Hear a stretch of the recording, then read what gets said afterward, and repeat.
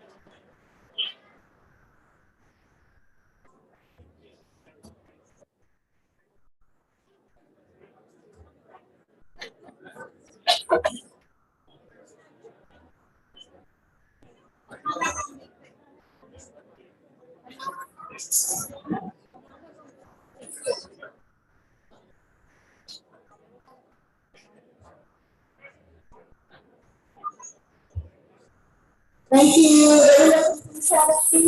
It's so wonderful to see everybody out here. We'll be starting right now.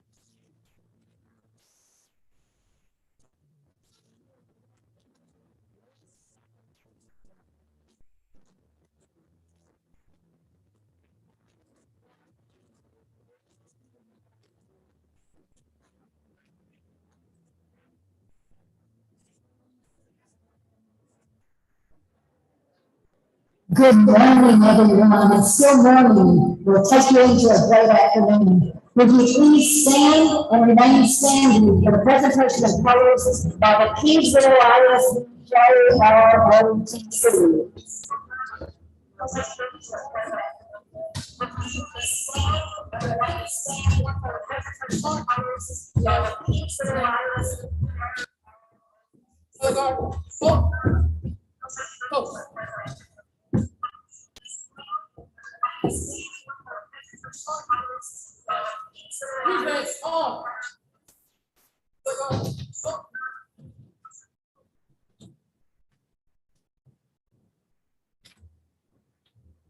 Mrs. Molina has our national anthem.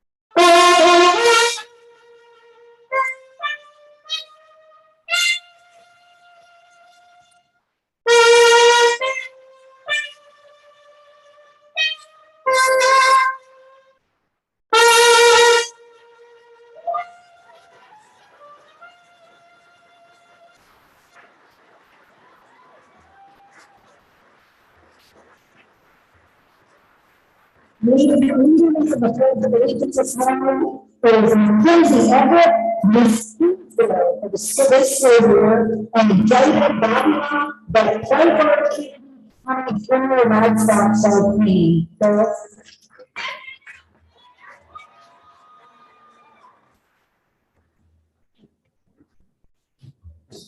I pledge allegiance to the flag of the United States of America and to the republic for which it stands, one nation, under God, indivisible, with liberty and justice for all.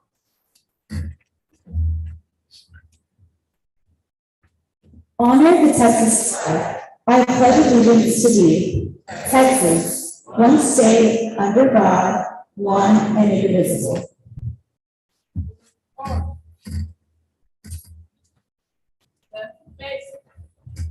Forward, march, left, left, left, right, right, left.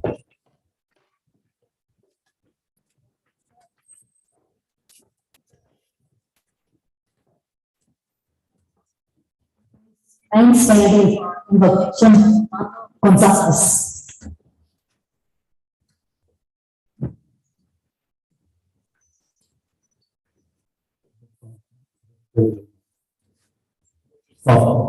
Thank you.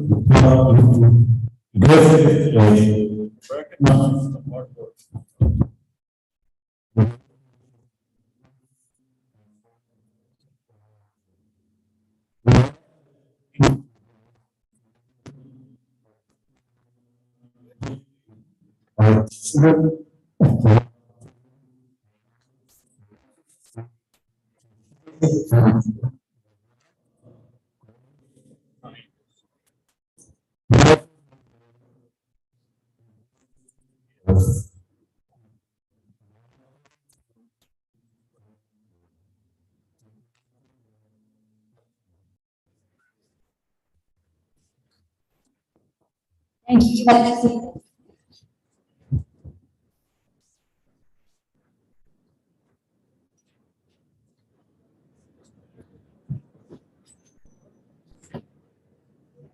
Thank you. We're now going to hear from Ms. Evanita Ramos, my dear friend and president of the Kingsville Education Foundation, who will bring the reading this morning.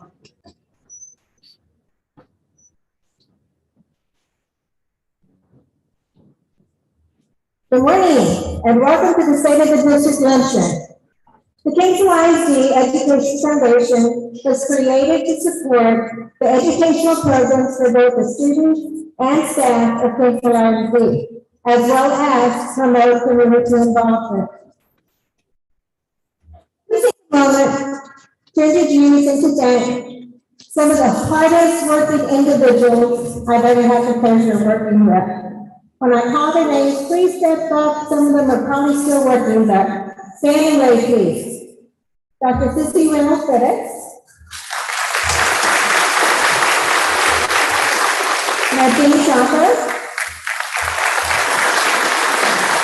Kevin Dado. Belinda Delgado. Joel Martinez. Francis Garcia. Stephanie Garza. Sylvia Perez, R.J. Loretta, Eloise Lima, Sandra Jefferson, Alice Lorena, Selma Selena, Michelle Sutton, Bertha Perez III, Dr. Winston Vidal, Dr. Juan Diego. Thank you.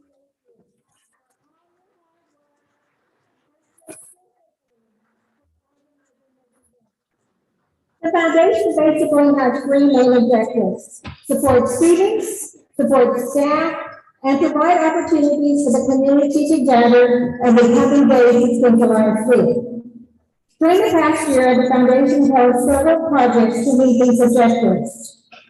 Our most enjoyable project are those that provide opportunities for the community to gather and become part of the Clarence family, such as the State of the District Luncheon held for the very first time last June.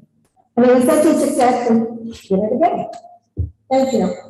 Kingsville is a remarkable community.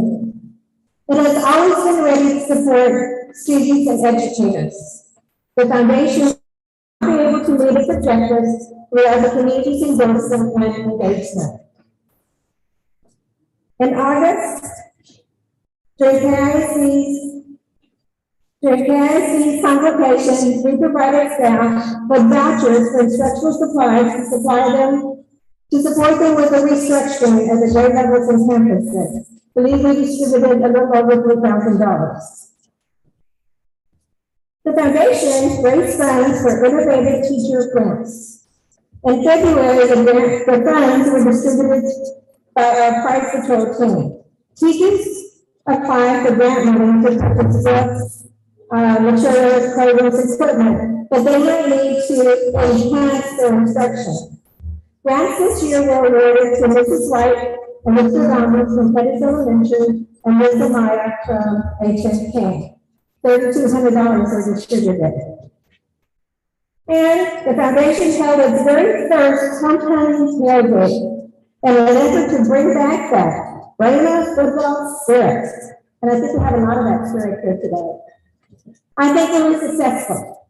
So please, you have an invitation to join us again in September to support our brave boys. Our most rewarding program is providing scholarships for our amazing students.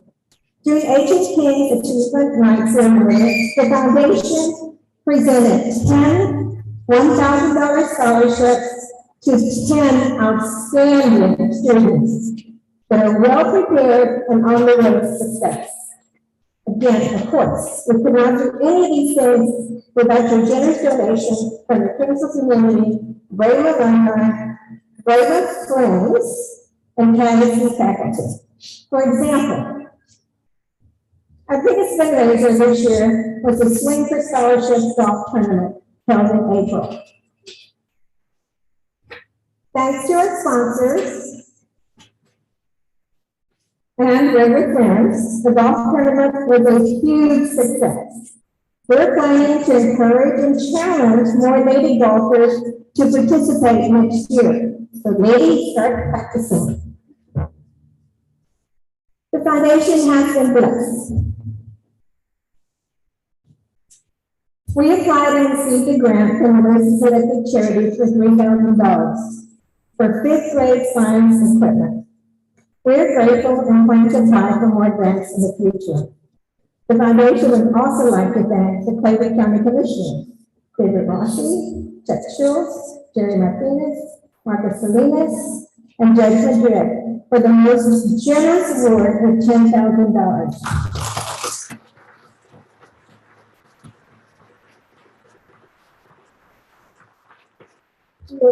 We appreciate the donation and support.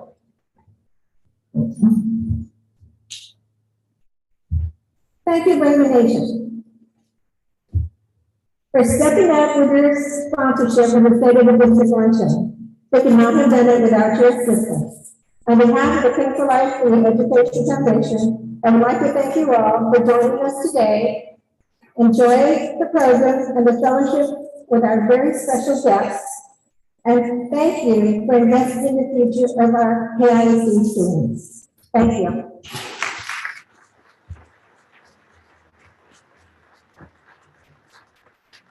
Thank you, and all those who have made this great event happen. My name is Linda Villarreal. I have two homes. The first part of my life took place in Corpus Christi, Texas, where I was born and raised. But my second home, that means just as much to me, is Kingsville, Texas. I arrived at the young age of 19. I was 19. I fell in love with Texas A&M. I fell in love with the community of Kingsville. I fell in love with a curly-haired Mexican that was working at A&M, and I've been married to me for 43 years. We raised our son here in Kingsville.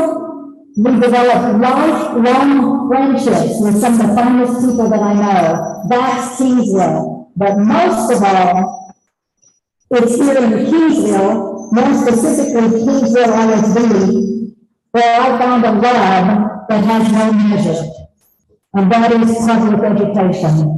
Today, we celebrate the accomplishments of the entire district. All of our teachers continue to show up every day, in spite of pandemics, in spite of safety issues, lack of proper funding at times. Our teachers show up. So if you would help me recognize the amazing employees that take care of our children. If you'll do this for me for just a second. If we have any students in the audience, would you please stand up and remain standing? Students, any students? We have our cheerleaders over here. We have our band over here. Remain standing. If you have worked for or currently work for KISD, would you please stand and remain standing?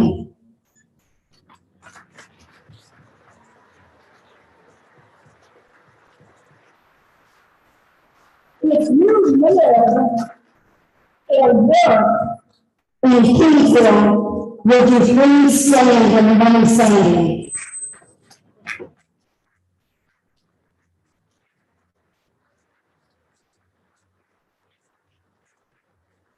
If you are a friend of KISD, would you stand and remain standing?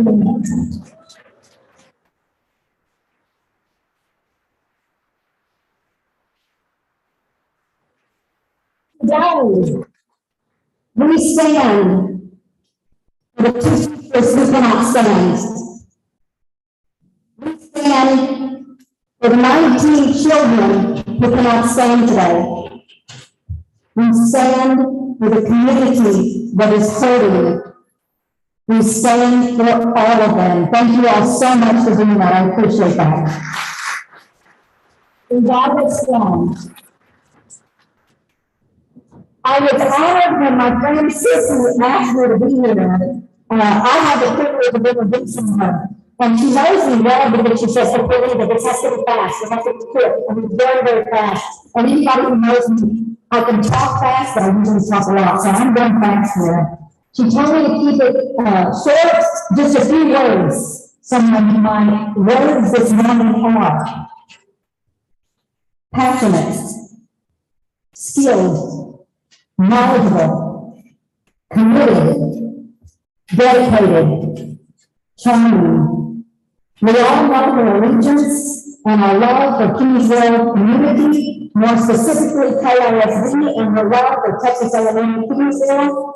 Please help me welcome to the stage your Superintendent of Schools, Dr. Sissy Ramos-Flores.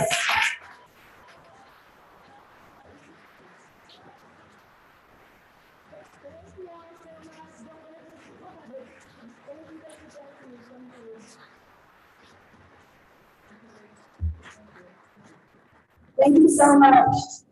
Thank you, Readiness. She used to be my homecoming t-shirt, my homecoming t-shirt,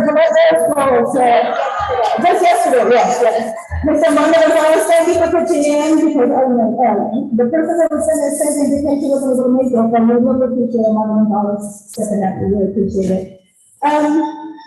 Okay, I am a brainer, all right, I graduated. If I say the year, everybody's gonna be like, "Oh, here we go, talking about 1982 again."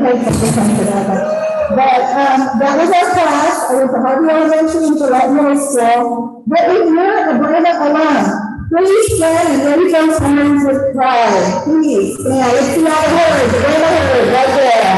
Yeah. Thank you so much. Okay, can you all hear me, or is there a lot of me, you're there?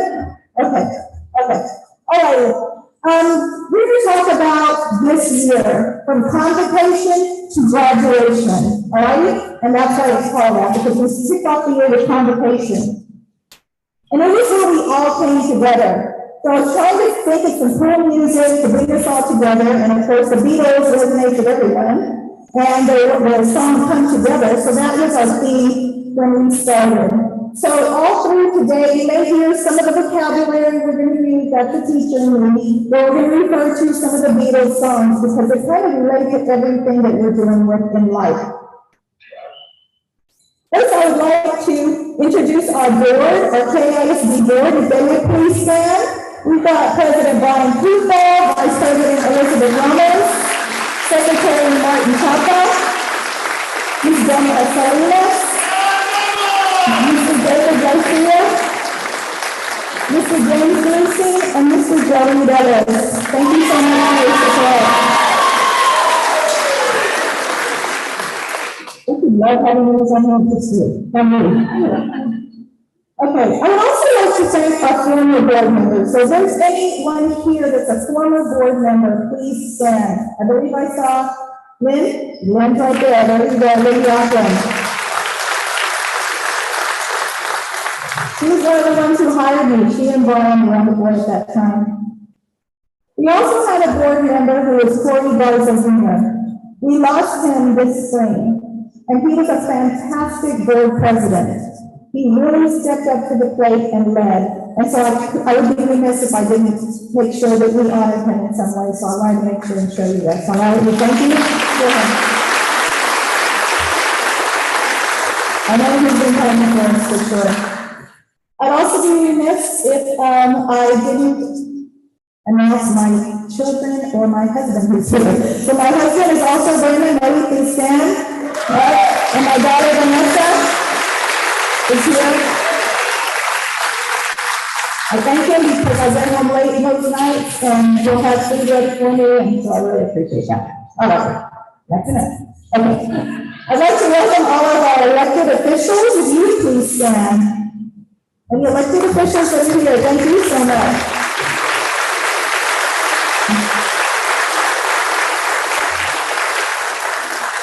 Now, I know I've got a lot of fellow superintendents, so we know what we're going through, so please stand if you're one of my fellow superintendents. I know Ricardo, Rivera, Rososo, Robson.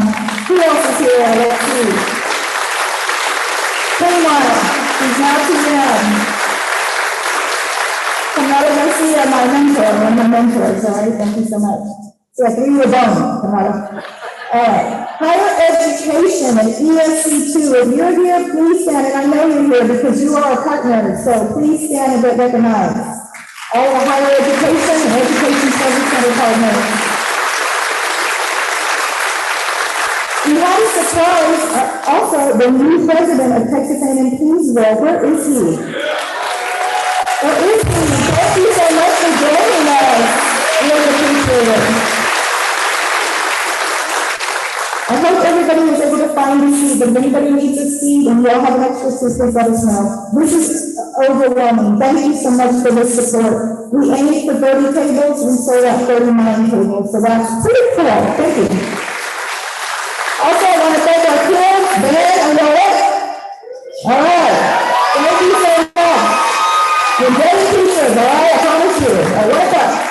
Our cheerleaders, thank you. Our ROTC, thank you all so much for the service. To the students, staff, and foundation members of our coordinating, to help me coordinate this sophomore year of our district luncheon, thank you. The Education Foundation is such a great partner, and I could not thank them enough.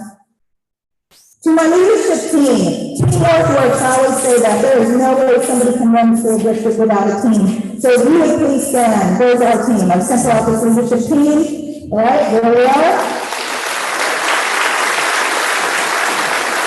Our food services, I believe Ms. Butler's probably working in the back. I mean, they do amazingly well when they serve our food. The enchiladas we served last year were delicious. This year we thought we'd try some lasagna, but anything they serve is super delicious. Thank you so much.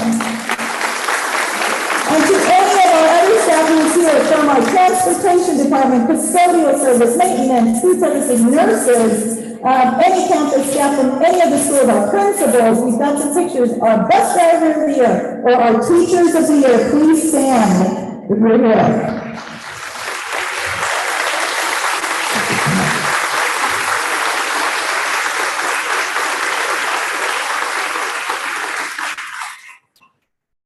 Hope y'all can see the pictures, okay, so let's start out at the very beginning of this year. You know, and I gotta thank Terry Fitzwater, thank you so much, and Glory Bigger Country, for the coverage you give us. It's fair, okay, and I appreciate it, all right? So thank you so much. So we started out the year, we all came together, we all were into the Beatles big time. I mean big time. Look, we made a poster of it, we dressed like the Beatles. Everybody was like peace and love, groovy, everything was rock and roll and really, really cool, okay? We had a blast. And we really took it in like, this is going to be our year that we're going to be able to celebrate. So good, you know, we got to come back now in person. Last year we were all remote. This past year we finally got to come back in person. We thought it was going to be like normal, okay? But we'll talk more about that in just a few minutes.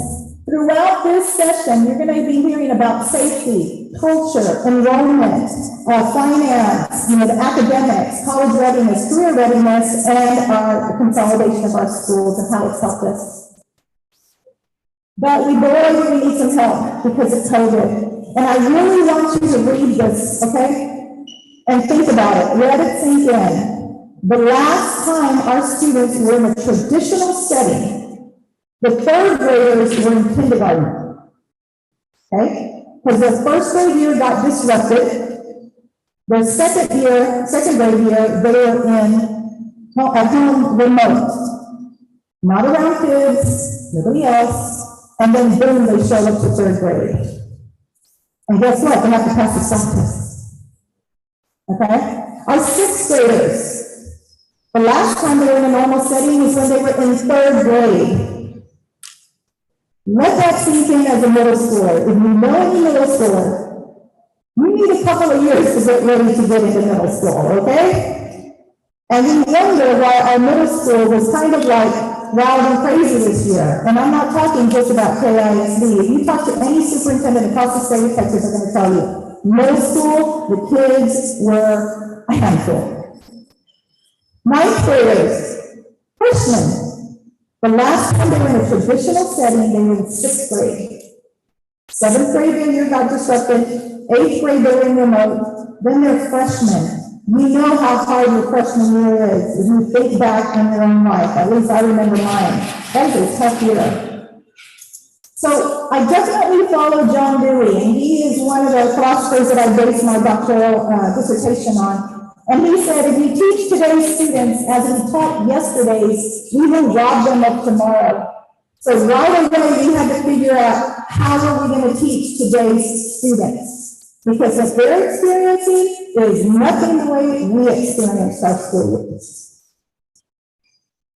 So life during and after COVID, all right, there was trauma. Students who get abused by a parent, grandparent, a relative, they had no escape during COVID. They were stuck at their home. Abused children don't do an outcry when they're at school. But they weren't at school. They were away for a year at their homes, and not every home is a happy home. So we have to keep that in mind. Learning loss. Think about learning your phonics, your alphabet, your just basic reading skills through a computer. Computers are great, but they're not going to reach what we need them to reach. The lack of coping skills. It was almost like they were little ants in a mound, and they let go, okay? They were released back into the campuses, but yet they were alone in their homes. Maybe the parent was working, and they were on the computer the whole time. So those coping skills were lacking, okay? Suicide ideation was on the rise, because all they were watching was social media. And social media can make you feel like you are not better than anybody on that social media. They strive for perfection. So social media played a huge part. And you know social media, it's not always good stuff that they post. I know for an example, you didn't hear all the good things about KISD through social media. We have to advocate for the good that our students and our staff are doing, because nobody else is going to do it. They're ready to pull you down. So social media, it can be a good thing, but it also can be very harmful to students who don't know how to cope. And then school shootings, which is what Dr. Readiness alluded to. That is something that's a reality for them. Little tiny children have to practice school shooting scenarios. What a different world that our children are in, and we have to be there for them. Our nurses were heroes, our educators were heroes. They helped us through that whole pandemic. We partnered with the county to make sure that all of our staff and even our students could get vaccinated at the campus level. They didn't have to go anywhere. So I cannot thank our county enough. Thank you so much for that time. It was a huge help. We were able to come back on campuses sooner and stay open longer because the majority of our people have been vaccinated. We hired some behavior specialists, and I think they're here in the back, right here, get away. These behavior specialists were crucial. They not only taught teachers how to set up classrooms or how to deliver instruction for students who had major behavior issues, they also taught the parents. Okay, parents, when you go home or when you drop off your child, don't just let them go. This is what we can do to help ensure they start off their day better, okay? So they were huge, and I thank them so much. Dr. Destinais, she is our special ed director. She's been phenomenal. She's been helping us with our counselors as well, overseeing them. But she had a really good workshop towards the beginning of the year and asked our teachers to write down what are some of the things that we think we're going to face this year. And they said a lot of those things. It was trauma, it was, stress, it was maybe crying for no reason. So we had to make sure we were prepared. We also opened some early childhood special education units. Well, there have been maybe at least a few decades that KISD did not have early childhood special education units. And that means those are for the 3-year-olds, the 3 and 4-year-olds that's going to start school. There wasn't anything for them. Those are your autistic children, your children who are severely delayed. We opened one up because we felt there was a need for it. We now have 3, gonna probably do 4 units. That tells you something. Our little tiny ones need help. Thank you.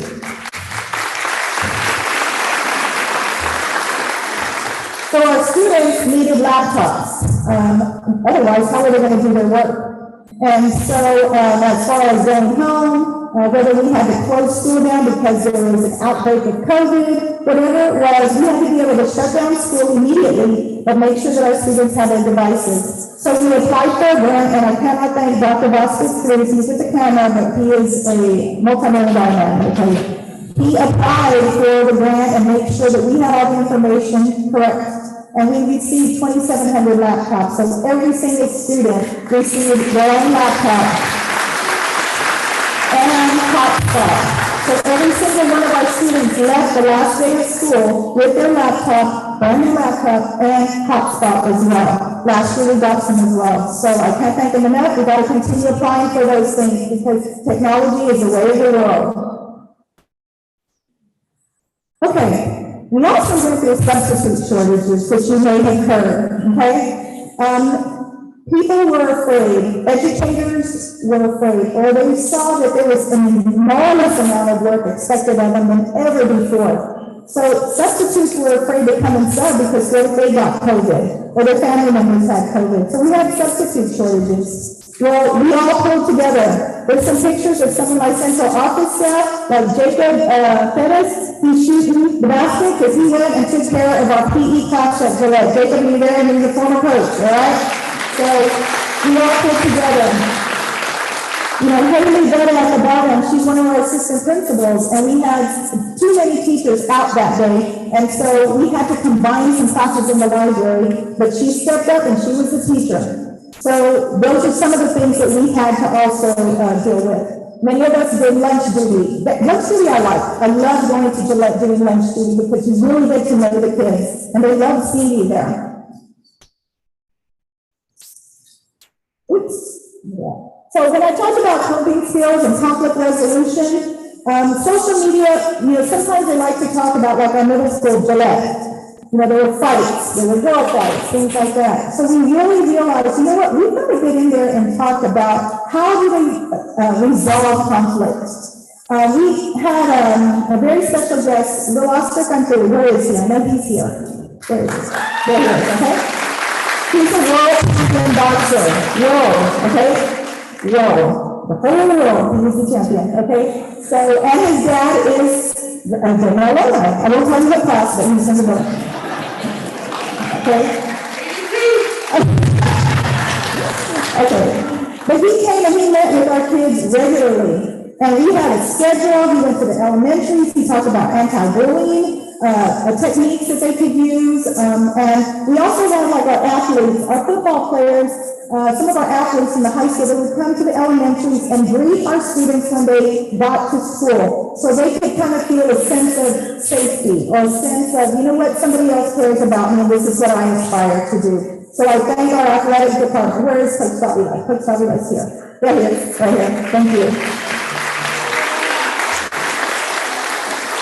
We hosted some parent talks and family night. We really wanted to get to know our parents now that we could start doing some things together. So during Christmas time, we did a hot cocoa thing, and then Valentine's Day, we had a bunch of Valentine's cookies and things like that. And then we had a family movie night. Do y'all remember MoPac? Grandma? Remember the Gillette Memorial used to play? Y'all remember that, right? Okay. Well, we had a family movie night there. We showed the classics. We showed Charlie Brown. We showed Frosty the Snowman. The Grinch Stole Christmas. And we had people there with their blankets, their picnic blankets. You know, we just had a blast. It was so much fun. The parent talks, we had several parents showing up. And we also had our city leaders showing up to help us as well, city and county. I thank them for that because people had questions, parents had questions. And what I found most rewarding is we had some elementary parents that were fifth grade parents worried to send their child to sixth grade to middle school next year. And so I had parents there at Gillette, sixth grade parents, that I could pair them up with to talk to them about, hey, it's not so bad. Let me tell you about our year. Let me tell you what's really happening. So those were very, very beneficial. We went back to in-person lunches. Again, for a long time, for most of the year, parents, extra people were not allowed on campuses because we were trying to keep them safe because of COVID. So it was so exhilarating to see our parents coming back and starting to really get to know the whole community, because that is what it's about. We also used our Brainerd time. I talked about this last year, and so we weren't here last year. Brainerd time is a certain amount of time, it's about 13 to 15 minutes a day, that every single campus has in their bus schedule. And it is a time that is not about content, it's not about a subject, it's about getting to know your students. So every one of our teachers has a Brainerd time group. We do so many things through there. So one of the things I wanted to do was kind of get back old school again. And so like I read them a story during Brainerd time. I had them reflect on it, so they wrote about some of the things. We had little competitions, like the word there, and there. For some reason, people just can't get those right sometimes, okay? So we had a competition about that.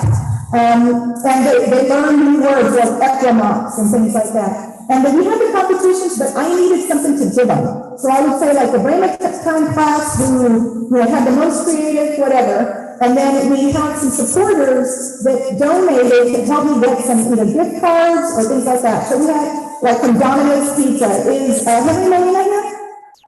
Henry Molina, he owns Domino's Pizza. He's a huge supporter, so they're going to get Domino's pizzas after this, the brand is, but he donated pizzas. Also Starbucks. We had Phil Esquivel, RJ Loretta, Will West. Who else? We had Pascal Bakery. Who else did we have there? We got so many. Marjorie, we had several people that I reached out to, and Mr. Esquivel and Mr. Loretta helped me reach out to some alumni to see if they could buy some of these things. Amazon gift cards, those go a long way. We also utilized Brainerd time to do some personal writings and show the children how to write sympathy letters.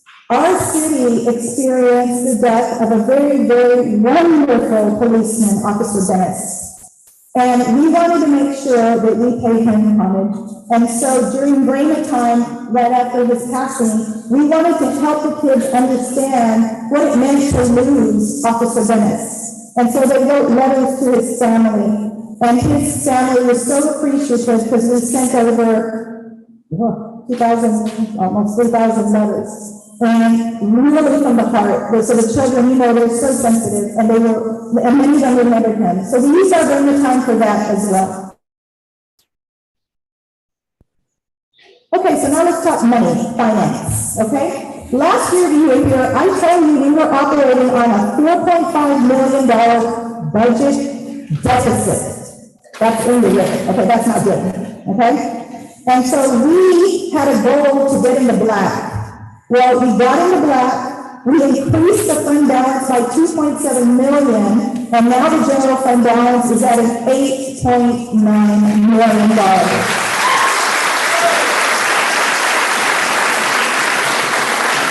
Our finance department and I were like, we're constantly working on this, and how can we cut funds, things like that, or how can we maximize? Where is our finance department? If any of them here are here?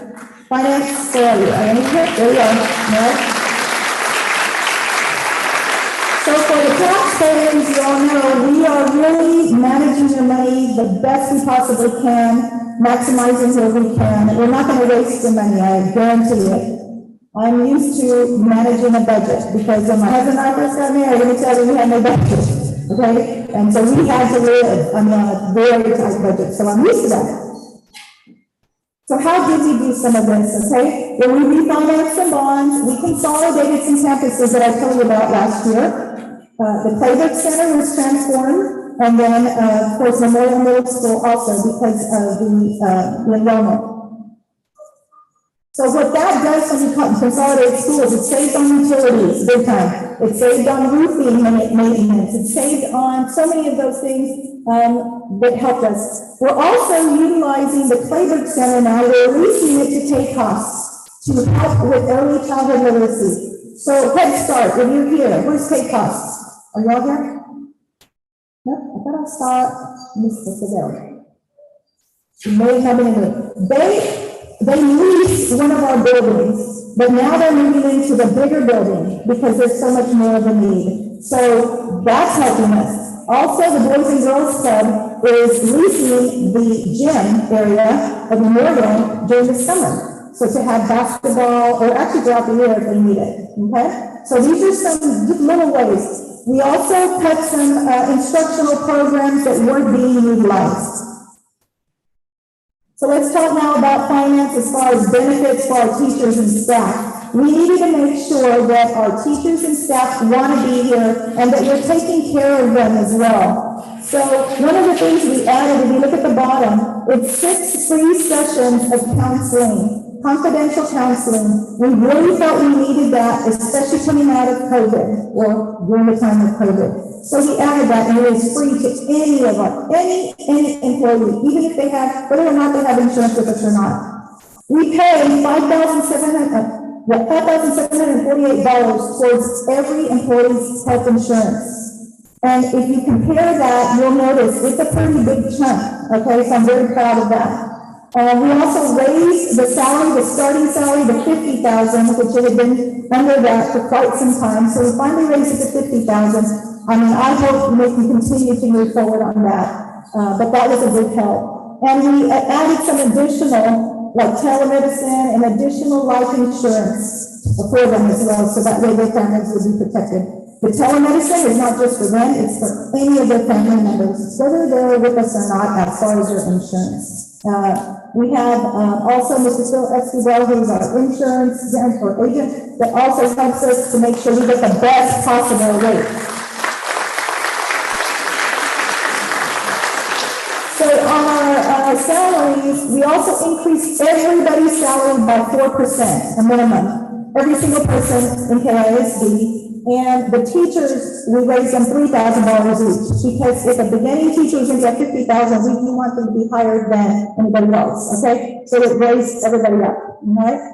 And the minimum wage was at $8.47 a couple of years ago. So we raised that to $11 for those that are on minimum wage. We hope to again continue to increase. Let's see, our tutors, we pay tutors $35 an hour, okay, after school, but also we have during the day tutors. So we reached out to the university to see, do y'all have anybody that wants to tutor that has 30 college hours? We're gonna pay them $25 an hour, or if they got a degree, we're paying $30 an hour. We need you all, okay, to come in here and do some small group tutoring. All right, something that also happened this year is that we increased the employment applications. So what that means is this. Last year, I was looking for like a principal vacancy. We posted it. We got 0 applicants, 0. This year, we posted it. We got 17 applicants for principal. Pretty cool. So the Lord is getting that, and that was just one example. We did it with assistant principals, we did it with directors. We are getting some high quality people wanting to come, or that used to be here and want to come back, and that is wonderful. And I'm going to tell you a little story about the Kingsville Steakhouse, okay? This will make Kingsville proud. One of the assistant principals that we hired is coming from Floresville. And I said, so tell me why you want to come to Kingsville. And she said, well, first of all, I love talking to your HR department and the people who interviewed me. They were so hospitable. She said, then we spend 2 days here in Kingsville just, circulating everywhere, finding out what's Kingsville all about. And they said, we went to the Kingsville Steakhouse right across the street from the high school, and my husband and I and my family were eating, and all of a sudden this gentleman and his wife come up to our table, never met him before, and said, here, and put some money on the table and said, your lunch is on us. She said, now that's hospitality. That sealed the deal. We're coming to Kingsville. So there you go, Kingsville. So let's talk about academics. And please continue to eat. Please continue to eat. Academics, last year I showed this slide. That was the COVID slide. Pretty much the pattern in the state of Texas was that everybody was dropping by about 10%, maybe more than that, because the kids were out, okay? So we had to deal with that, but also we had to deal with the fact that Kingsville ISD for the past several years had been on a decline in academics. The last official rating they had was an F, okay? We had to face it, it's just a fact, all right? So we knew there was work to do. When COVID came, it was like, that just compounded the work, all right? So we had to make sure we aligned our curriculum. Everybody had to be teaching pretty much the same thing because we have mobility. Our kids may move from Harvey to Terrell to Teddy's in any amount of time. Maybe they can't pay their rent over here, so they move over here, etc. So if you don't have an aligned curriculum across the district, you're going to have hodgepodges of kids learning, okay? We did consistent lesson planning. We did curriculum writing over the summer where teachers came, we paid them, and they wrote curriculum. We had professional development, consistent roles and responsibilities. We found out there really wasn't there weren't any leads at the campuses to help lead with the principals about lesson planning. So we made sure we worked with them with that. So now let's see what happened. So this year with the STAR scores, our English cohort, apples to apples, okay? Because we just got some STAR scores in, so that's why I'm showing them to you hot off the presses. At H&P High School, the English cohort, the freshmen last year, from what they scored to this year, they had a 20% gain in English. I'm so proud of those sophomores. And Algebra 1 at Gillette, all right? Algebra 1 at Gillette. They had a 47% gain. 100% of those kids passed their STAR test. U.S. history had a 5% gain. Those are juniors. We're proud of them. 82% of those passed. We're proud of those. And our biology. The biology was the only one that had a little dip. It had a 4% dip. These are preliminary scores, so we're hoping in August when the final ones come out, it might balance out, but still, we're going to be very honest about what our scores are. So let's look now. The only other ones that have come in are reading scores. Math won't come out until June 14th. So we've got the reading scores in. That was from 3rd grade through 8th grade, okay? Look at that. Our 3rd grade had 11% gain. Our 4th grade had 8% gain. Our 5th grade had 26% gain. Our 6th grade had 10% gain. Our 7th grade had 9% gain. And our 8th grade had 27% gain. We could tell the 5th grade and 8th grade, the teamwork that they were showing throughout the year. We knew, we predicted, here's my CNI people, Ms. Angelinitas and everybody there. We knew those are going to be the ones that are going to probably have the most gains. It's not a magic potion. If you have teamwork amongst your team, that goes so far. So that's why I've always said teamwork works. It kind of sounds like a cliche, but it does. It works. All right, so our board had some academic goals that we set out last year, and they were that the incoming kinder students will meet or exceed the average of the 3rd graders, the state average, for the STAR in 2025. So all those are benchmarks we're looking at for 2025. So it's important for us to gauge every single year, are we making progress toward that? And that's what we're doing. And I thank our board, our president, and our past board for supporting us throughout this whole endeavor. Here's the pictures. I just wanted to show some of the teachers from all of our team. And I wish I could show pictures of every single teacher and staff. We have UIL academics, the challenge team, our science fair. You should have seen the boardroom if anybody needs to the boardroom at KISD is huge. We have it filled with just science students. We've got a lot of kids who know how to play chess, and they are champions at it. So there's some pictures of them there, their parents are here. Also the UIL academics went to state, went to region, went to district. We were so proud of them as well. Went to the Coastal Bend science fair competition. And then for the first time, our challenge team made it farther. They made history. They made it farther than ever before. So we're so proud of the challenge team as well.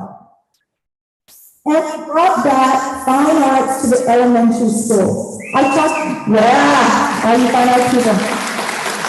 Last year, I talked about this at the state of the district, and I said, elementaries have not had music and art in their schools for over a decade. And I was in the band, so I know how important our band is. That's who walks too young and go crazy, right? Yeah, okay. So I know how important the fine arts are.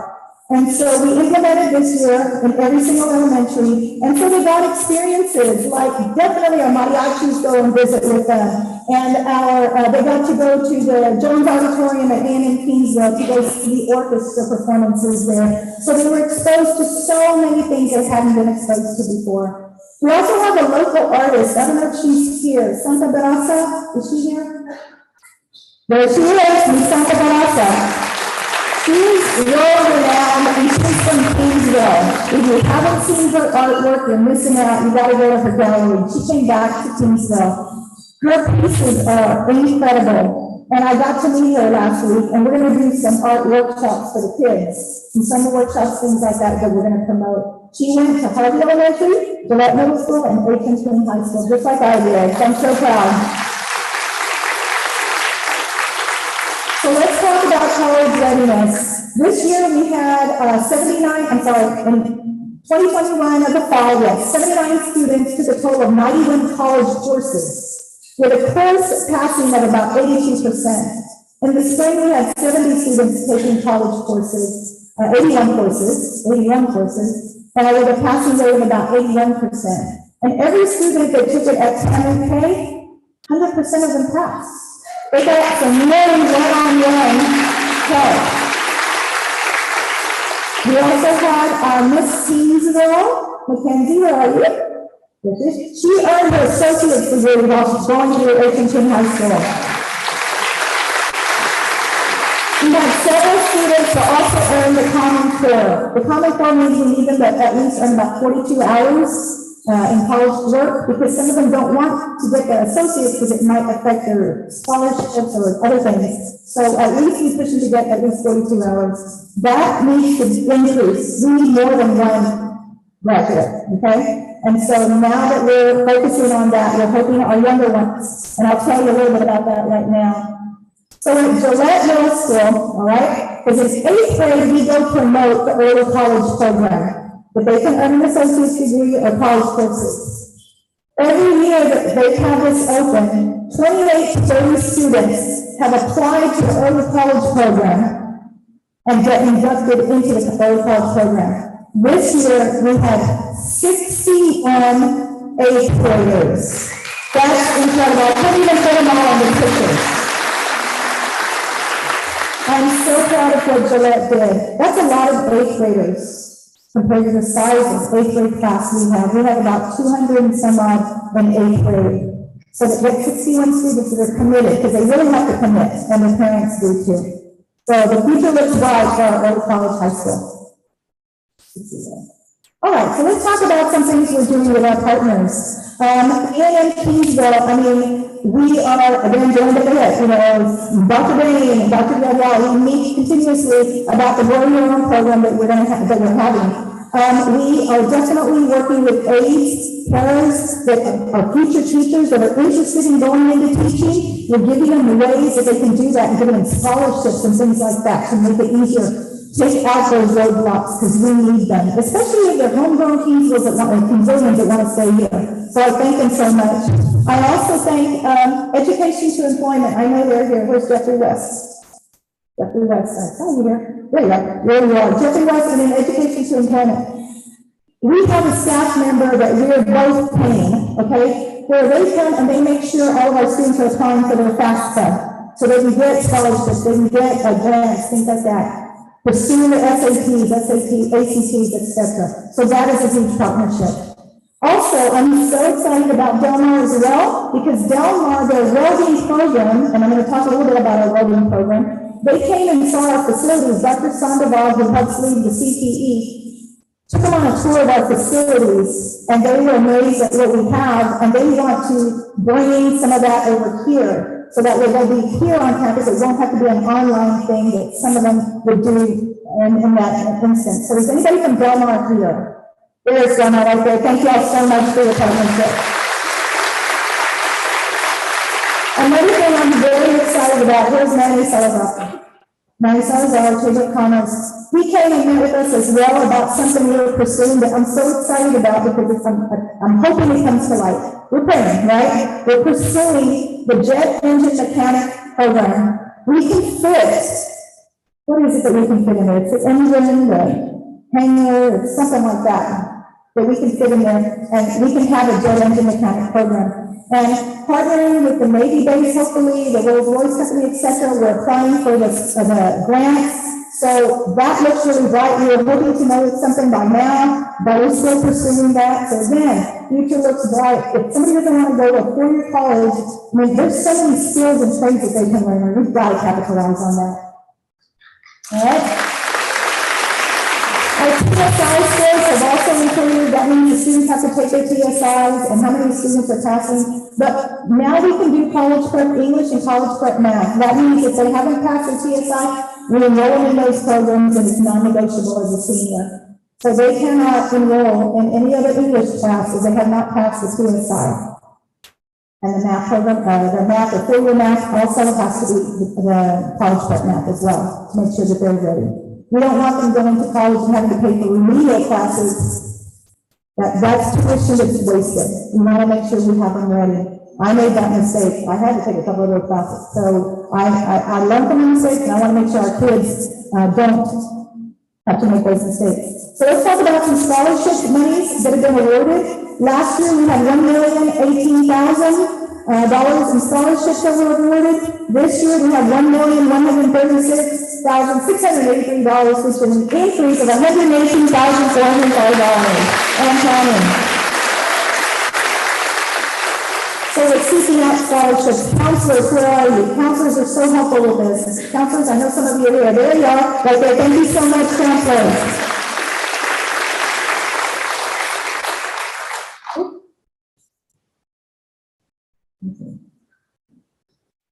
Okay, there we go. Here's some of our CTE programs that we have. Career Technology.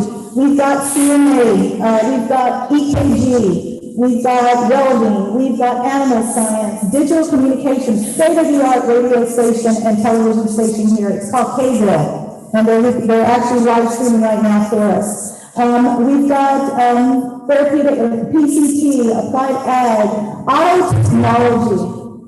That is a way of the future. And you're going to hear a little bit about it when we introduce one of our Hall of Famers. But we have state-of-the-art auto technology equipment here. And so how are we going to raise that level? Okay, so we're working on that and we're getting them certified as well.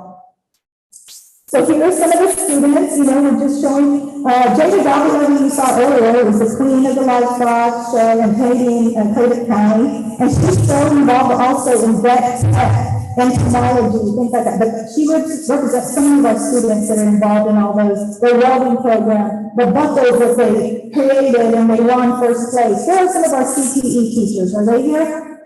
There's some right there. Thank you all so much. So last year, we had 17 CTE certifications, and we had a goal of raising the number of CTE certifications. We are now, as of this morning, because I had to change it, because last week was at 99, we're now at 103 CTE certifications. It was beautiful to see that at graduation, because when we said, okay, everybody that is certified in EKG, and you saw those kids stand up, they're going to be taking care of us when we're in the hospitals, okay? So that is so wonderful to see that, okay? And we know some of them, it's wonderful. The field trip partners, we have the classroom daily come, and we just utilize any partners that we have in the city and the county to come out and give our kids some of those experiences, because they weren't able to go into large crowds, so a lot of them came to us, so I appreciated any of them as well. And then to our business employers, all of you who employ our students, we employ our students as well. So here are some of our kiddos that helped us. And let me tell you, they made many packets of test prep for us. So I thank them so much.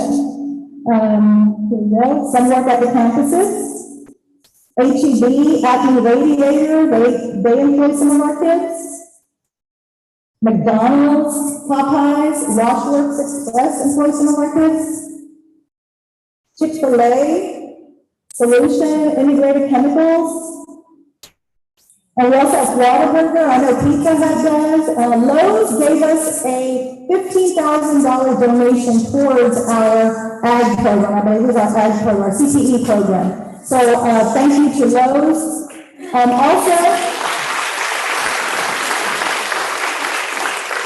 Also on the top left, or to your right, those students, we had a Miss Texan or Texan Fan of the Year, something Houston Texan Fan of the Year. The Houston Texans sent our kids some books, and they got to talk to some of the Houston Texans, so that was really cool. Our kids were so excited about that. The community support, communities in schools. What can I say about communities in schools? I mean, there's fabulous. Where are you? I know you're here. There you go. There you go. They stocked our pantry, they did us clothing for our kids, during the crisis, during the fires that were happening over there in the Carter area. They made sure that we delivered and collected Gatorade and things to send over there to help the firefighters. They're just a huge help anytime I need them, and I cannot thank them enough. Gloria Taylor is the director. She's a graduate from H&T High School as well. I won't tell you what class, but she's a graduate from H&T. And so thank you so much to Walmart also. Those are the lines of cars during COVID that came to get food and things that we were donating. Community support, the Citizen Club, where are you? Citizen, there you are. They purchased leather jackets for our Special Olympics students. You talk about putting a leather jacket on those kids, they're so proud. We have the Rotary Club, who I know today is their Rotary luncheon today, but some of them may be here. If you're a Rotarian, please stand. There you go. There you go. Got some here. Thank you so much. They give scholarships to our students, and also the Kiwanis Club gives scholarships to our students as well. So let's talk a little bit about the Special Olympics. We hosted it here at H&T High School. It was so cool to see so many of the districts with their Special Olympics children here. It was so inspiring. Jose Moreno from Robstown, remember we were here and we were just like, oh my God, just so fulfilled with inspiration from our children that were here competing, so excited about their milestones that they were making. It was touching. And I want to thank Michelle Carales and all the special ed team for making this possible. Thank you so much. We even participated in the polo plunge, and if you know what that is, that's a big fundraiser for Special Olympics. And when I say we, I mean Dr. Pitts. So Dr. Pitts went and he participated. He represented it. Okay, so thank you so much, Dr. Pitts, for raising money for Special Olympics. So now let's talk about sports, all right? Here is Alan Harlow saying the H&T boys golf team heading back to state, back to back. So here's our boys golf team. Are any of you out here? Boys golf, who's representing our boys golf? There you go.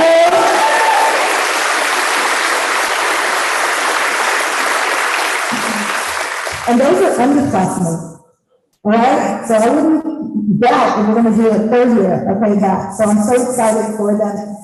What was really cool is that SGA also went to state for golf. And so Coach Davila and I reached out to SGA, and I contacted superintendent, he contacted our athletic director, and we all took a picture in front of the cow of Grace, okay, Grace, the infamous cow, and we took a picture of both teams because it is all about the kids. So we were keeping in touch while we were all at state, all right, to see how we did. We also had some feisty little girls. They made it to state for the first time in powerlifting. So are any of our girls here? I know if y'all can see her, you don't need to stand on a how much she can lift like 400 pounds or something like that, right? It's a lot. So she went to state, of course, obviously went to state. They both represented us very, very well. But for the first time in history, so I'm very proud of them. Okay? And their coaches, if any of their coaches are here. Okay. All right, now let's talk basketball. If you've been staying in tune for ISD, you know about our basketball season. It was historic. okay? And we keep talking about that, oh my God, they might go this far, they might go this far, and oh my God, they might go this far, okay? And we have this special star leading us, Nate Garcia, and he'll be up here in just a few minutes, and there he is. And he was Poly Times All-South Texas team. He was on the front page of Poly Times and Kingsville Record, of course, he was on Kingsville Record, also being acknowledged. But the team was fantastic, they came together as a team. But when they were going farther and farther and farther, people kept saying, you know what, it's been like 40 years since the team has gone that far. It's been 40 years. I'm like, 40 years, 40 years? Wait, that's when I graduated. I realized, you know? And so I started reaching out to them, the 1982 basketball team, and I started reaching out to them. I said, hey, I don't know you guys, but our guys might beat your record, okay? And so they started following. It was so exciting to get their texts, their group texts, and how they were just acknowledging what was happening. They were cheering them on. They sent us text messages that I could send to the guys. So we'll talk more about them in just a minute, okay? But I'm so proud of them. But not only did the boys do well, but so did our girls. Our girls, for the first time, were area champions in basketball. So I was so proud of the girls. So the historic season, this is what I'm talking about. This is how many people were at the SPEC at A&M Kingsville, okay? And that's just part of the crowd. The other crowd was just as packed. So I wanted to make sure and thank the entire Kingsville community for supporting us during that time. It meant so much. And there are a couple of the guys from the 1982 basketball team that made it to the game as well. So I was so proud that they were here. Top of your play, I know you're here. Where are you? There you are. He's right here. And Brad would have been here too, but health reasons he couldn't. We also did well in the other sports. So like we had the defensive MVP for soccer, and our track teams were in first and second place. They went to regionals as well, state, etc. And athletic training. We are making sure that we're putting an emphasis on athletic trainers, because those kiddos, if you've ever been in athletic training, you know, you have to attend all sports games. No matter what sport it is, you're there rapping, you're taking care of the athletes, you're taking a great attitude. So we're definitely making sure we're acknowledging them. Thank you so much, athletic trainers, or Mike, if you can show that one, please. Our finalists, they earned superior ratings in band and in choir. Way to go, band! See, you all want to know this is summer for them, so they would be a but I thank you so much for being here. So we won superior ratings. Our choir, I believe this is the farthest. Mr. Mendez, did the choir have gone? Yes. Correct. So I'm so proud of them. And those are some of the students that went to state. Our JROTC and the National STEM Camp. Right now, Daniela O'Grady, she is at Annapolis, Maryland, because she made it that far to be able to be accepted into the U.S. Naval Academy STEM Camp. So I had asked her to be here, but she's over there. Our JROTC, they're there all the time. Anytime we need them. The parades, the posadas, everything that the city needs them for, the county, they're there. So I thank them so much for stepping up all the time. They're also cleaning up, they adopted a highway. You see that? They adopted 2 miles of a highway and they keep that clean. Is our OTC people here? I'm not sure. And come on, Judge, you all can stand. Thank you all so much. They give a lot of time. Here's some more ways that our students paid it forward. They definitely go donate blankets, socks to the nursing homes that we have here. Football players went and played bingo with the nursing home patients that are there.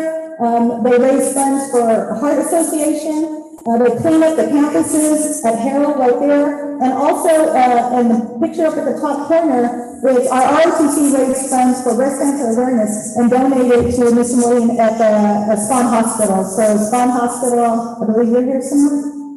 Yes, they're right there, okay? So thank you for everything you do. And we will continue doing things like that with you.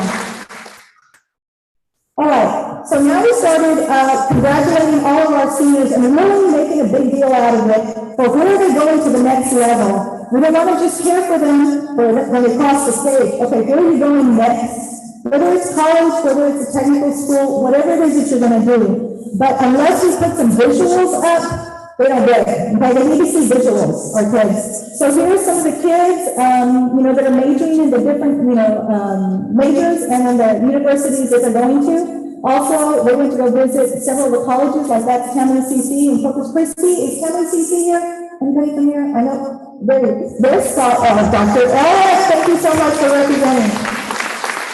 He was my superintendent when I was in Corpus Christi. Talk about a great role model. You and Corrado. Where to go? Yes, where to go? Okay. So thank you all so much. Anyway, we want to make sure we continue to show the love that we have and the hope that we have for our kids as they graduate. Now, last year I told you about the Claybrook Center and what we were going to do with it. We did close it, Claybrook Elementary. The students went to the other 3 schools, but that's where we made it an early childhood center plus a dropout recovery center. And so our students that have dropped out in the past few years, up until 21 years old, they can come back and they can earn their high school diploma. And also get their GED, and we partnered with ESC for that, ESC2. We partnered with them for that. So that started, and some of the students have already achieved, and they were able to walk the stage with our students. If they achieve them during the year, my goal for this next year is to have some celebration, a little mini graduation for them before they leave us. And Ms. Odie Moreno is going to help us with that. She's going to be running that program for us, so I thank her so much for that. I'm looking forward to it. We have the ribbon cutting this year. We also have our pantry out there. So our students who have children that want to cook their own children, what if they have a 0 to 4-year-old? They can put them in the Head Start program while they're attending our dropout recovery program, because it's put on the same center, the same building. So that's been helpful for them. We also have the food and clothing pantry there in case they need food and clothing for their children or for themselves. So the community. So we had graduation this past Friday. I was so proud of them. I was so proud of them. Believe it or not, and it is hard to believe, but believe it or not, every one of the kids cheered for every single student that crossed the stage. It didn't even get into a lull. You know how sometimes after it's they stop. Every one of our kids was cheering them on. I was so amazed. Our team, our leadership team on our way home, we were like, calling each other saying, can you believe how great the kids were? They were so phenomenal. They were so wonderful. And they were proud to be brainers. And we definitely, as soon as we said, once a brainer, always a brainer, you saw their pride. So I was so proud of them. Anyway.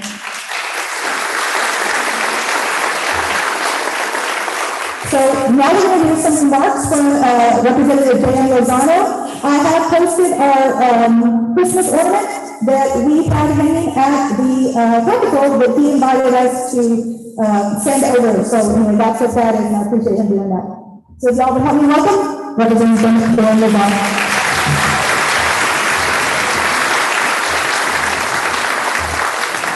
Thank you so much, Dr. Pettis, for inviting me. This is probably the most difficult speech I've had to give, following Dr. Pettis' incredible enthusiasm, the positive outlook. The turnaround that she's right here at KISD is phenomenal. Please give a round of applause for that.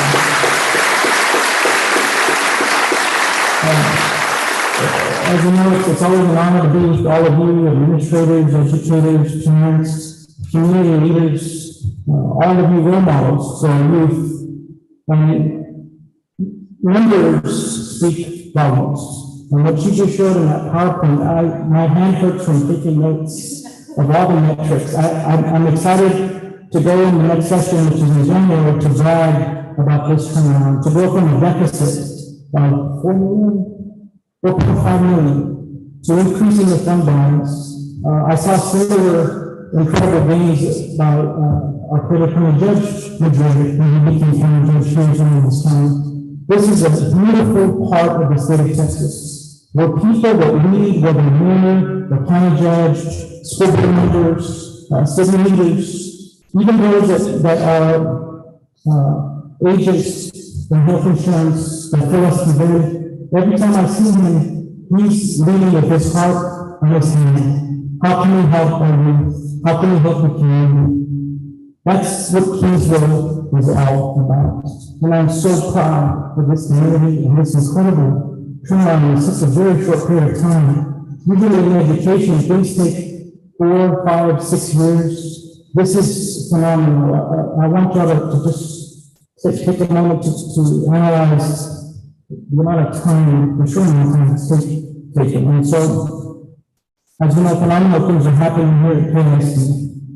When she showed the slides about the benefits that the employees at KSD have, the increase in salary, the life insurance policies, the increased benefits, it's telemedicine, or even family members that aren't on that health plan. That's going above and beyond for your soldiers. They're out there to prepare our youth for tomorrow. And that is important because if they are proud of where they are working, they're going to do a much better job. And to go from 0 applicants for an open principal position to 12, 17, it shows you the enthusiasm there is for this great community, this great school.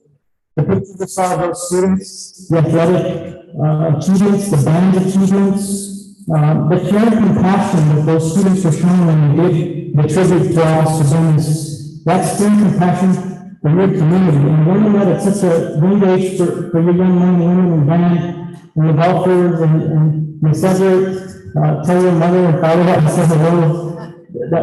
There's also very involved in the community. Those are the kinds of things that I want you students here today to go and pay forward when you finish college and come back to the community and do great things like that.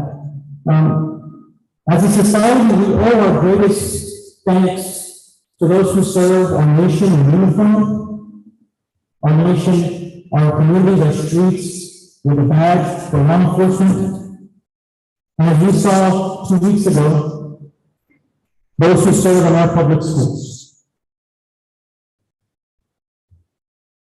Those 2 teachers gave their lives trying to save their students. Our teachers today are doing things that 30 years ago teachers weren't doing. In that case, those teachers were also first responders. And so we need the state must do more for our teachers, for our schools. Recently, the Speaker of the House expanded the committee that I'm chair, the Committee on Youth Health and Safety, which is formerly minimum, to add 4 new members, all of which represent areas in Texas that have had shootings. And our committee is now a joint committee with the Homeland Security Committee. And so the chairman of that committee and I are working together.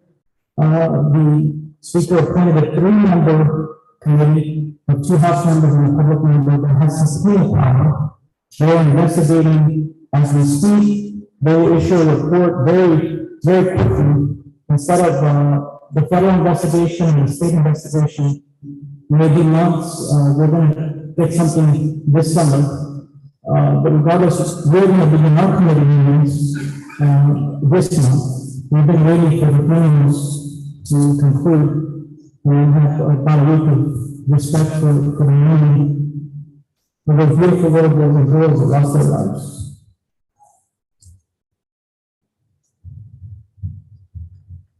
So I want to know that I've got a little girl in elementary school, middle school, and next year in high school about it. And it strikes at the very heart of the communities as parents or grandparents. And it's fitting that Dr. Pettis had at the very beginning of the school year, the song of the Beatles come together, because that's what we're going to have to do in the legislature as we have these committee hearings, and we can do in January. We in the legislature are going to have to come together, listen to our teachers, listen to our mental health experts in this area. I'm going to ask Texas A&M Kingsville, Dr. Dean, who is an expert in mental health, to play a role in those committee hearings as well. We have a phenomenal set of superintendents in this region that are a cohesive group. We wanted to meet the superintendent from Vermont, who grew up not far away from me in Porfirias, and I grew up in Fremont, and the superintendent from Ricardo. This is a phenomenal region that deeply cares about the future of our children. And the Dewey philosophy is one of the other notes I took. Feel like I'm in school again. But as Dr. Perez said, the Dewey philosophy was if we teach students today what we taught yesterday, we rob them of tomorrow. And in the legislature, when it comes to the pressing issues that we now have to fix, if we legislate today what we legislated yesterday, we're going to fail Texas. And so this next session, we must take an innovative approach to solving those issues that culminated in what happened in the world 2 weeks ago. I do want to let you know that of all the superintendents in the region, I'm going to give you, or superintendents from Rivera and Ricardo, and others, myself on as well, but Dr. Perez, the superintendent from G3, County Judge Madrid, they text me the issues as they come up. And that's actually the most direct form of representation when we're developing policies, hearing from those that are on the ground. And that's what we must do this next session. So we're going to fight next session to ensure that we get schools the funding we need to make whatever changes they have to make their schools safer for our children and provide students funding to be able to be children like when we were in school. We didn't have the stresses that they have today. Mental health epidemic, among all the other issues around that, just one that my committee had been studying for over 6 months. We've had social media companies testify. We've had experts that study social media companies testify about the epidemic that's going on in the community with our children today. They're becoming isolated. They don't have to go outside and play. They don't want to go outside and play. And that leads to massive problems and stressor. And so as a society, our youth face problems that we didn't see. And so we also have to adapt to those changes in our public policy. Dr. Perez, thank you so much for this opportunity. God bless you.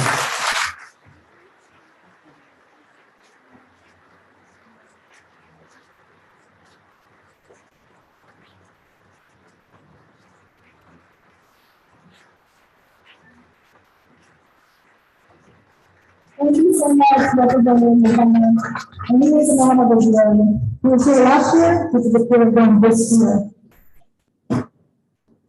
Okay, another drum roll, please. Okay. Introducing the playing class of 2022. So we're going to do this one at a time. Ms. Julie Herrera, 18th grade class of 1986, owner of the Toyota dealership, number 1 volume and customer satisfaction in the nation. Okay, in the nation. And then a clip, it's a video of 1 minute, it's exactly 1 minute and 15 seconds. You guys do it. This is for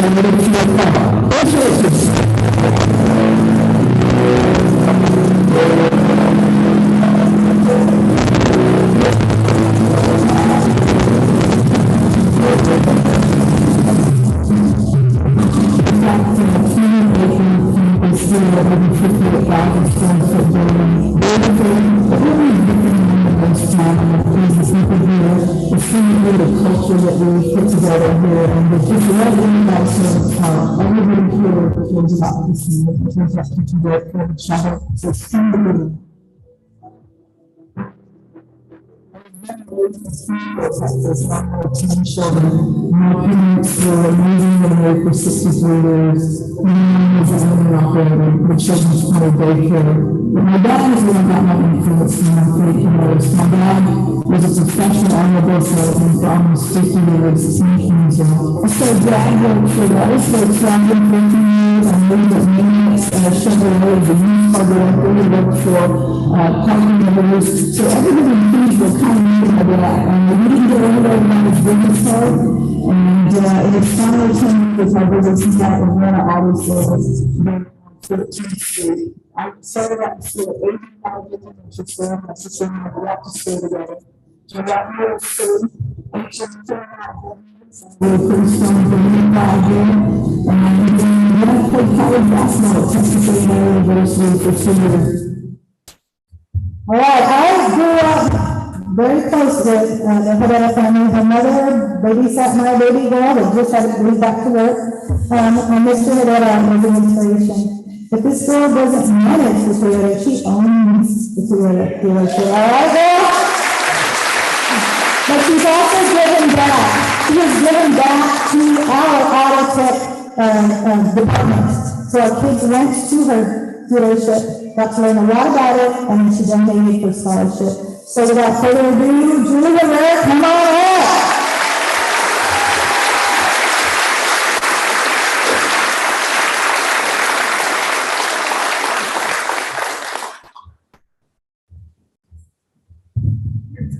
On behalf of the Kingsville ISD, Burma Hall of Fame class of 2022, we are inducting Ms. Julie Herrera in recognition of your contributions as a member of the Kingsville Independent School District Burma Nation. Once a Burma, always a Burma.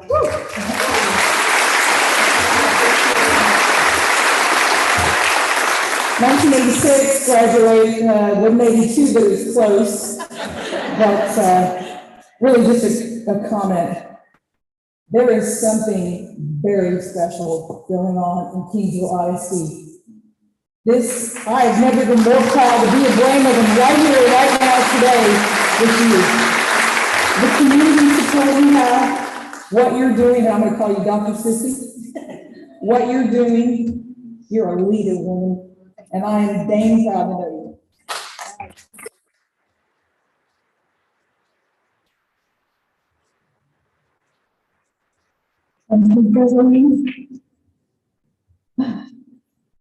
All right, the next inductee, let me tell you a little story about this person.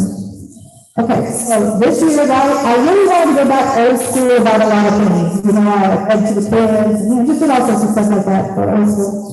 And our PE department at Gillette Middle School was, a little lax. Kids are kind of doing all sorts of stuff. They're not missing out. They just want to do their own thing. And I thought, I emailed my whole staff and I said, look, when I was at Gillette, we had Miss Hayes. She would never have let us do a lot of things that are being allowed right now. She commanded respect. And she was just, a nice lady there, but she commanded respect. And I sent that to the whole district, my staff. And then Ms. Curtis from Pettis Elementary, she's the principal for our group. She emailed me, she goes, can I show this to Ms. Hayes? And she goes, she's subbing for us here today. I'm like, what? You know how long ago she was my teacher? And then I found out she retired just recently. She gave her service to Gillette Middle School PE department for 51 years. That's incredible.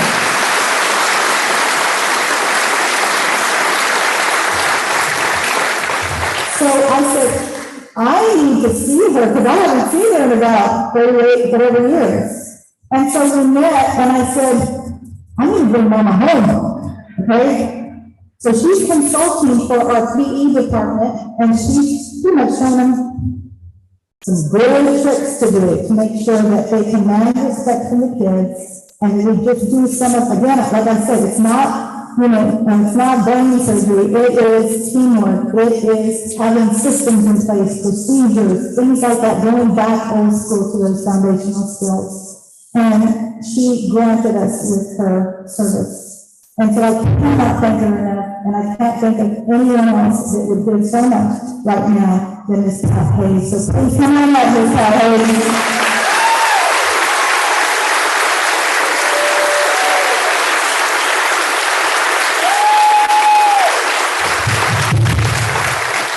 When she first met with our coaches, she did the splits. She's 80 years old. She did the splits for them, and she's not giving up. She is not slowing down at all. Let's say.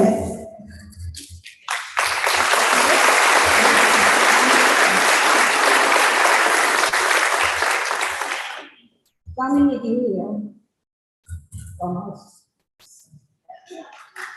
Okay, raise your hand if you were, stand or something. Stand up if you were one of us here. Stand up.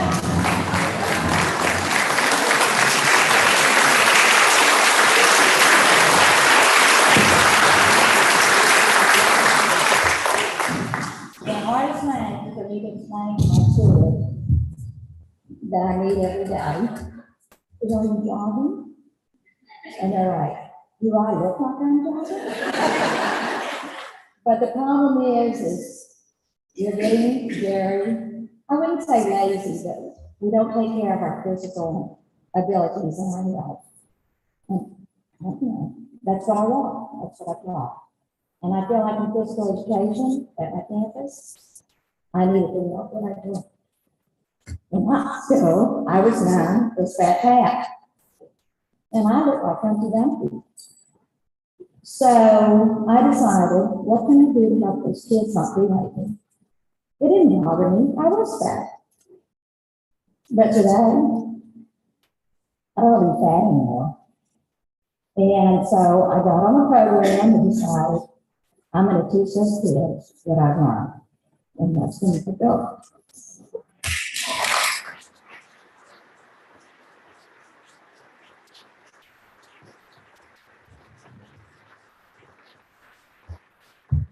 The daughter Leslie also graduated with me. Leslie? There's Leslie, right there.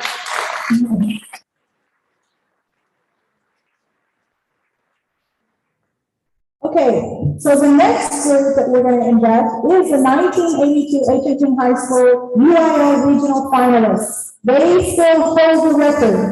The Brenda class of this year, 2022, is one game shy of beating that record, okay? So they still hold the record. Because they paid it forward to everyone, they really, it was due. It's been 4 years, so they deserve to be recognized. Coach Chado, is he here? Coach Chado, look at him right here, and he's here. Would you all please come forward? Nick, let's do it.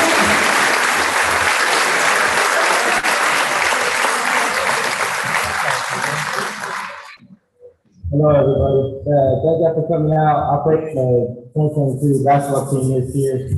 I was one of the best players on the team, but it's been 4 years since Class of '82 done it, and it was amazing for us to get there. But Class of 1982 went out there, got the team, and showed support. And we came up short, but it was fun, and it was an honor for the Class of 1982 the basketball guys. So from my pleasure, my team that took over here, I thank each and every one of y'all for coming out, supporting us through our journey in the season as well. Thank y'all.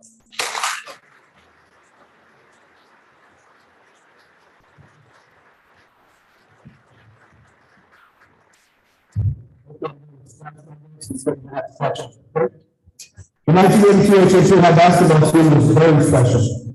At the time, it was only the second time in KHS history to make a regional final. The Ladies first 27 district champions with a 69-68 win over the Moody Trojans in an extra ball game. Now, just so you understand, back in 1982, we were the largest division. We were in the largest division in the state, which is now considered 6A. All right? So, after that, the Braves hosted McAllen in a bi-district matchup. We ended up getting 51-47. And then it was on to San Antonio, UTSA. Where the Bulls on Friday defeated San Antonio Jade Mustangs 81-77 in the regional semifinal. So after the best started on Friday, there was 240 teams that started that season in 5A. The largest division in the state of Texas, of course. So the Braves were in the Elite Eight.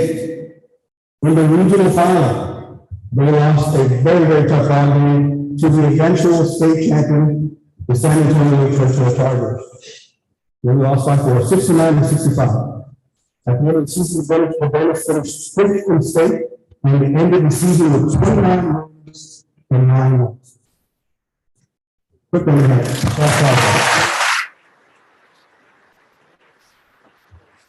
The Braves dominated the district awards. Coach Battle was named Coach of the Year.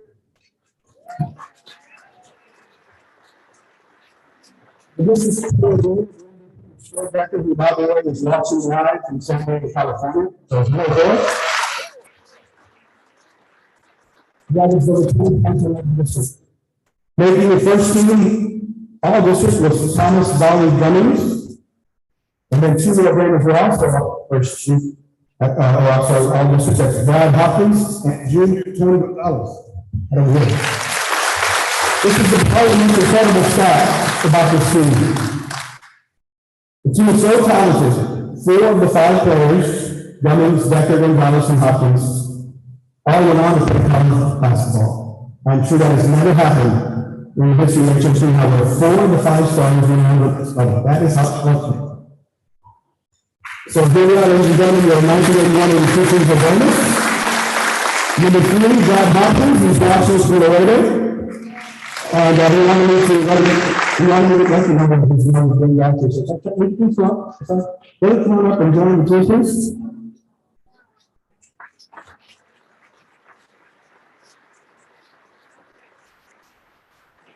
Number 4, we know him as the Moose. Before Moose West. Number 5, Blaze Alice. Number 13, Lady Western Prince, Martin Saldana. Number 14, Thomas Valley Gunnings, the 2-time directors. Number 15, Freddie Solis. 21, Todd Rayfall. The best right there. Number 22, the 6-man, Bruce Roberts.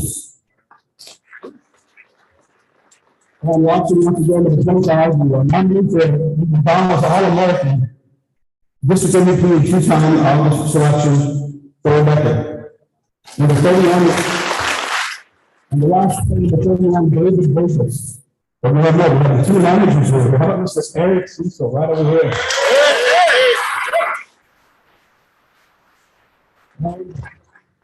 Blackie's boy, Mr. Joe Manzella.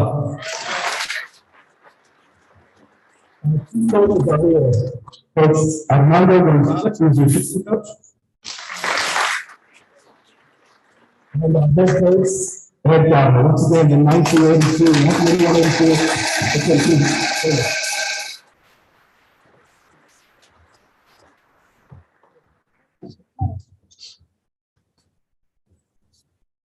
You're only as good as your players.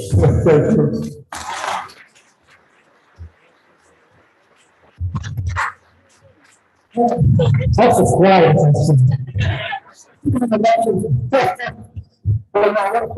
This is, you know, it's incredible what you've done for this town. Yeah, no, you turn this thing around. I am happy to be along. Great. So, just a little background, I was the youngest of 7 kids. Not the only person before, just, you know, dad work and all this stuff, right? So the story is funny. His coach was a second grade system. He taught me life, he taught all of us life for the best system. How to win, how to work hard. Yes, I mean, what he did for this team and most of, think of the movie Readiness. And there's one more, can't think of it right now. Peter, Royal, and Coach Carter. All those 3 coaches put into one man right there. That inspired my team and our plan for success. I left, moved on, my 2 boys are here, my wife's here, my daughter's a school teacher. So what is I'm very interested in how what you're going to do to protect those kids and my daughter. I kid you not. We have the conversation of each of them have to play in this. My hope is that we don't have to do that. Okay? So I'm very interested in what we do. This is, what you've done, it's awesome. Guys, awesome. Coach.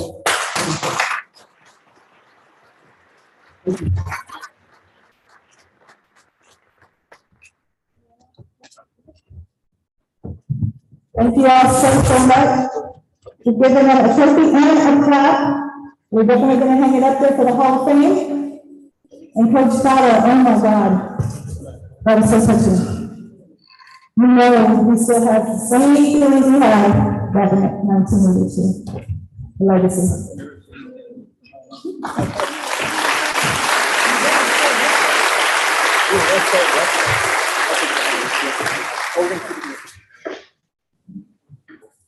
Our next inductee, because this is a basketball year, golf basketball. Mr. Valdo Delgado.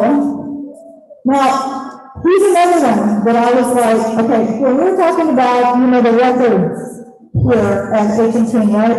And Ray was just, I mean, so many baskets he was shooting, and just the points was just going up and up and up and up and up, over 2,000, et cetera, you know, and it's incredible. And so we had to find out, was there anybody else who ever got close to me, you know, because he's like a phenom here.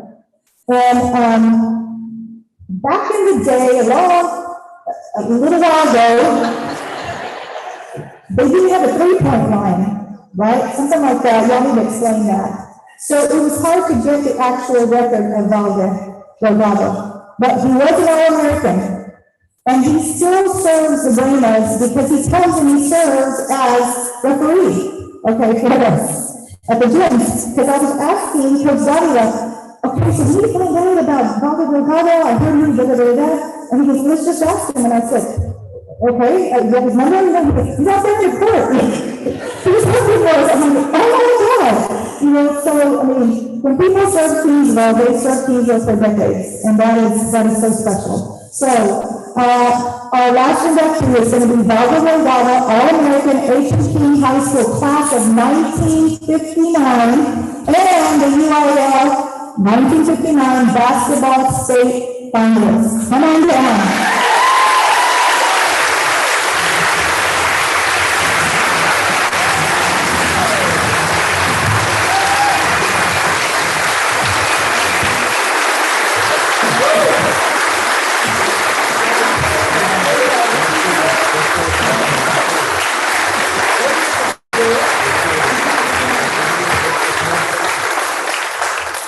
Okay. So,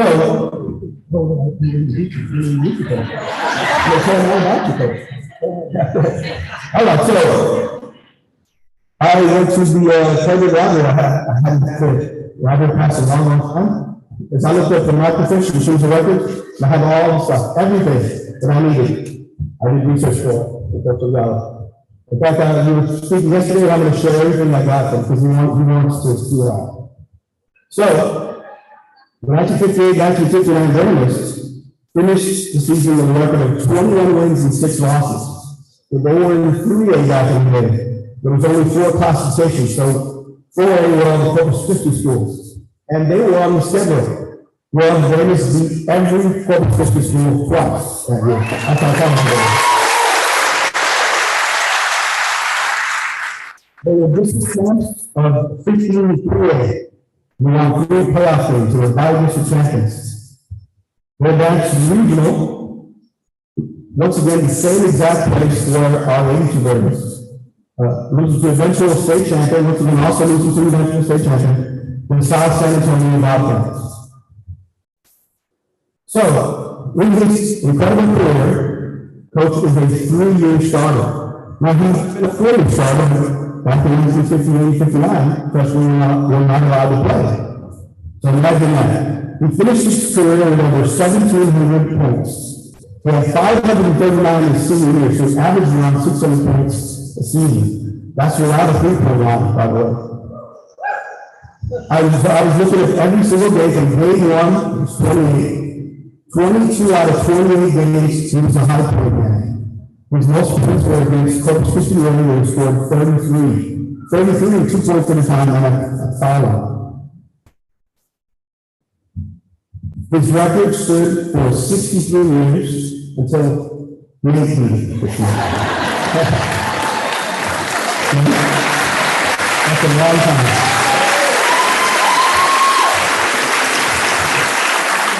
He was Wild District MVP. And then it gets better. He was a first team All-State by the Texas Association of Sports Writers. So that's a pretty big deal. And I'm sure this is probably something that's going to stand out in HSU has this week. He was an All-American. Please what's that? All-American. So this time in HSU high sports was incredible. The football team played for the state championship, district champions, they lost for the state championship. Basketball team, district champions. Baseball team, district champions. This is on the baseball. Shortstop. I found his average through the year, 320. Not too bad. In fact, there was a team that was just starting out in sleep that thought highly of the shortstop that they drafted in 1960. It was a 4.5. Pretty good, right? 55, let him tell you who's on. He's got to tell you why he didn't know.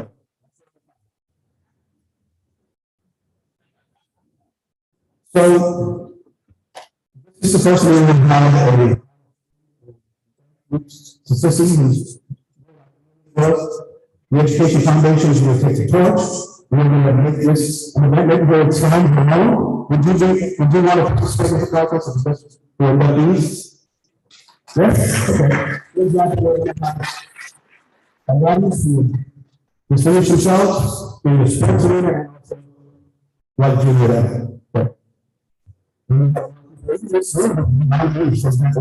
Six-time boxing world champion, by the way. It's very awesome country. It's awesome to get you here. But today is about Bible and to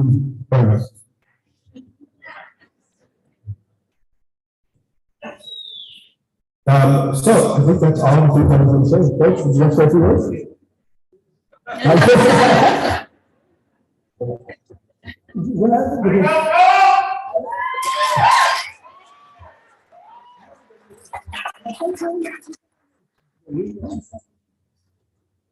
It's an honor to be with so many wonderful basketball players. And there's two people.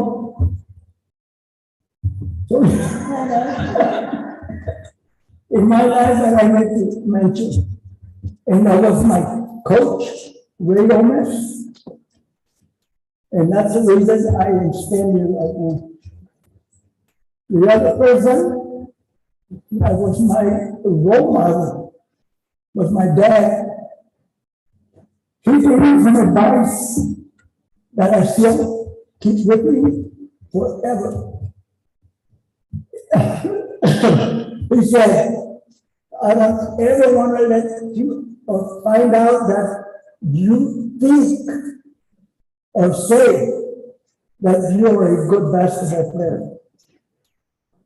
And he says, it's better when someone else says it.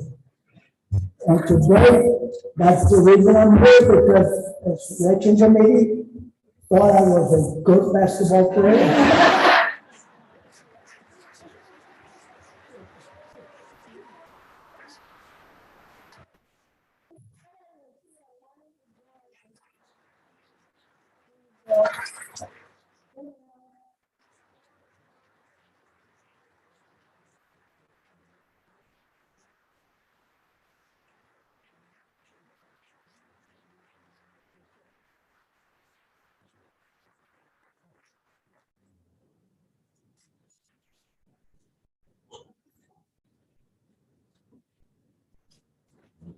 Thank you so much. Thank you so much. What class acts we chosen for the inductions? Thank you so much.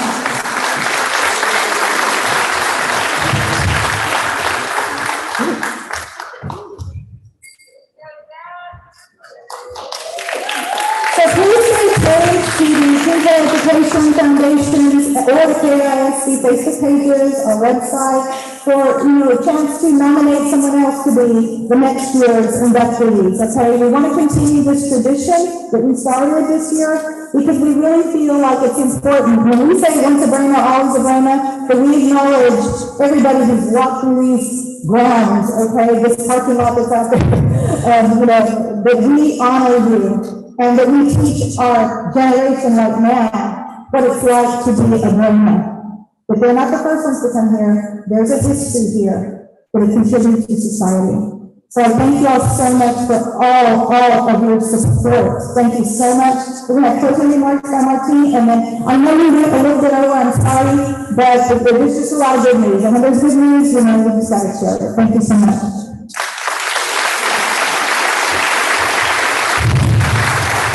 Quick 30-second story about Clips and Dollar yesterday. He was telling me that one of the playoff games, he showed up early to shoot around, and there was only 2 kids in there. He was all alone in the gymnasium. And 2 kids was the very, very top, and they were kind of bigging at him. And he goes, "Hey, Gonzalo, how tall are you?" And he turns around and says, "Tall enough." You're tall enough. But he's been with another successful year. Because the Education Foundation has counted on you to give back money to KISD. Money goes back to these students up there. It's all about these students. That's what we want to do. We want to raise money, make sure they get to Pleasantville College or wherever they're going. Once again, our signature events are golf tournament. We're having our second annual next April. We have this, which is also another safety district. We're hoping to make this an annual event. This is our second. We're hoping to add at some point down the line a Hall of Fame, maybe Hall of Fame Youth Day, or maybe put that on close to homecoming. So we also have a homecoming tailgate, and we have a website where you can give, and we really appreciate your support because we could not do it without every single one of you here. So thank you again for supporting the Education Foundation.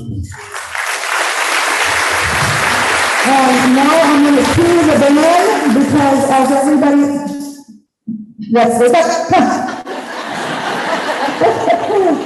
To be young again, right? Young and carefree.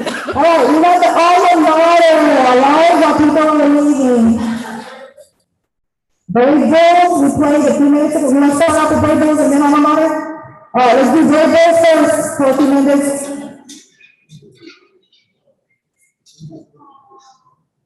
Anything? Brave Bulls?